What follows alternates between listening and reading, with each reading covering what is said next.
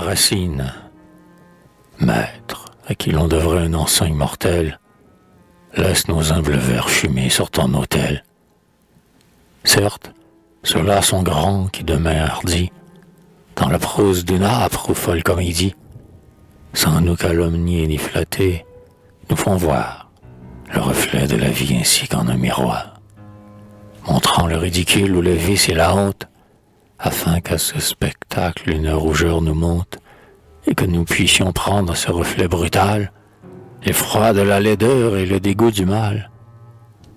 Mais si ceux-là sont grands, combien plus haut encore, celui qui éperdument la soif du beau dévore, le poète sublime, ou jeune aiglon pareil, qui dès le premier vol regarde le soleil, celui qui par le chant des vers, moule de flammes, ou dans le moins de mots s'enferme le plus d'âme.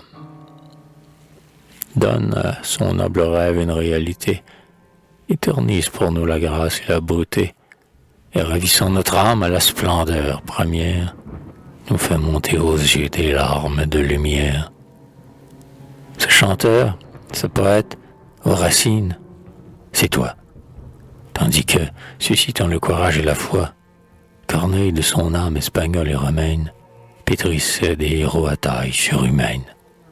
Toi, du mon idéal, tu pris l'autre moitié, et personne, évoquant l'amour et la pitié, ne peupla notre ciel de formes plus charmantes. Poète des amants, poète des amantes. Les femmes, sinon Shakespeare, nul jamais, nul ne les sut aimer comme tu les aimais. Toi seul as su chanter, toi seul as su comprendre ce qu'enferme leur cœur d'héroïque et de tendre, combien il peut lutter par le sort combattu, que pour elle l'amour est presque une vertu, mère des passions et des vertus plus hautes, qui restent vivantes au milieu de leurs fautes, imposant le respect de leur cœur aveuglé, comme un temple debout sur un monde écroulé. Ô pure vision, ô troupe magnanime, c'est Bérénice, Esther, Andromaque et Monime, c'est Hermione et Phèdre aux tragiques douleurs, c'est Junie aux doux yeux voilés de tendres pleurs, les amantes en deuil, les pâles fiancées, toutes le sein meurtri, toutes au cœur blessé, mais toutes, sans se plaindre, sans vouloir guérir, fières de leurs blessures, heureuses d'en mourir. Écoutez-les parler. Leur voix enchanteresse est comme une musique et semble une caresse. Appel, soupir, aveu, et les plus chauds accents pour arriver au cœur ne troublent point les sens. Regardez-les marcher, de leur blancheur vêtue, elles passent avec des gestes de statue. Elles gardent, ainsi qu'un souvenir du ciel, jusque dans la douleur leur rythme essentiel, et meurent en chantant, comme de divins signes, sans altérer la paix et la splendeur des lignes.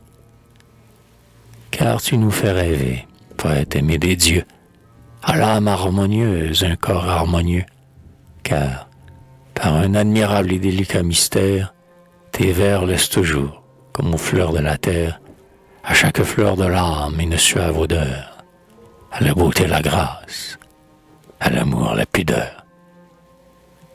Depuis, hélas, combien ont traîné sur la scène l'équivoque grossière et la laideur obscène.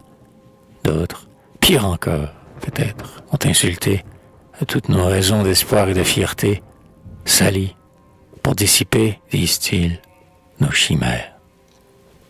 Celles qui sont les sœurs, les amantes, les mères, souffler le vent de mort sur les fleurs du printemps, et la peur de l'amour dans les cœurs de 20 ans.